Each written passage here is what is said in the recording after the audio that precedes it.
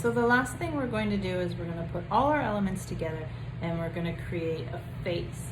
Now, you need to choose what kind of face you're going to draw, if it's going to be more masculine or more feminine, because the head sizes are slightly different. So you always start with like an egg shape, but if it's a more, like, you have to look at the person you're drawing, because some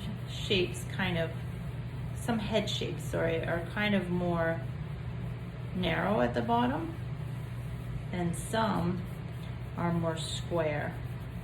So you start with an egg shape and then you choose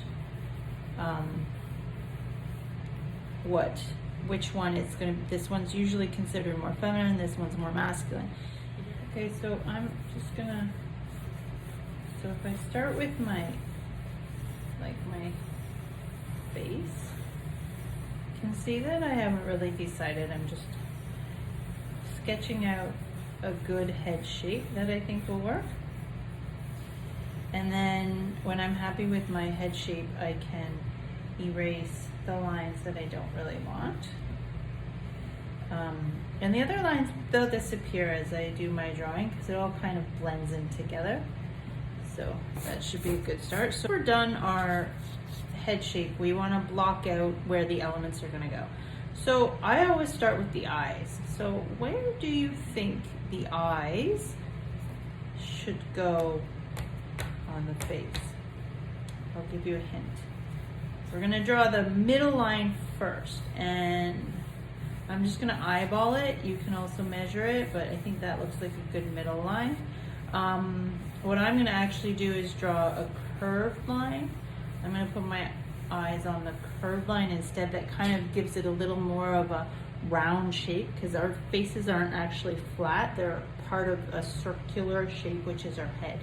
So this goes halfway down between the tip of the head and the chin. I don't know if I like that narrow chin. I might round my chin out a little bit there, make it look more normal. And then we're going to do, between the halfway line and the chin line, we're going to find our other half. So we're going to draw a line there. Is that even? And then between those two, we're going to draw another half line. Now these lines, you're drawing very sketchy and very light, because we're going to get rid of them when we're all done. And the other line that we always need is the middle line. So it's quite important to know where is the middle. Now, Leonardo da Vinci has been very, very helpful in that he figured out there's a mathematical formula for pretty much all the parts of your body, and different parts of your body equal equations that are found in other parts of your body. For example, your foot should fit neatly in your forearm, and there's certain equations like your arm span is your actual height, and on and on and on. So he figured out a lot how we put the face together. And the one thing that always sticks in my head is he discovered that you should have space between the edge of your face for 5 eyes. So that's how you know if you're drawing your eyes the right size. A lot of people, when they draw, they put the eye in and it's a little bit too big. So measure out, or just kind of eyeball this, like 5 equal spaces from here to here to here to here to here to here. Those kind of equal. So that's where your eyes are going to go. Obviously, you don't have 5 eyes on your face, so we're only going to draw 2. So they're going to go in these spaces. So we'll just draw that almond size, and the eyes actually go on the line. That's how I do it, but that's up to you. Or middle of the line. Play around with what looks good for you. I'm feeling like that today they're going to hug the line. So those are my eye shapes, and I will come back later and fix those. The next shape I'm going to put in is my mouth. And to do my mouth, actually, I'm also going to need my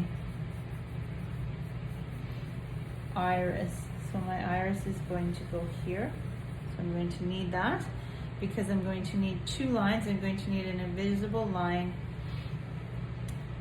Put my pupils in to do this. An invisible line from my pupils all the way down. And I'm also going to need an invisible line from my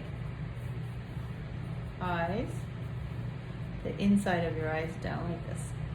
So your mouth line actually,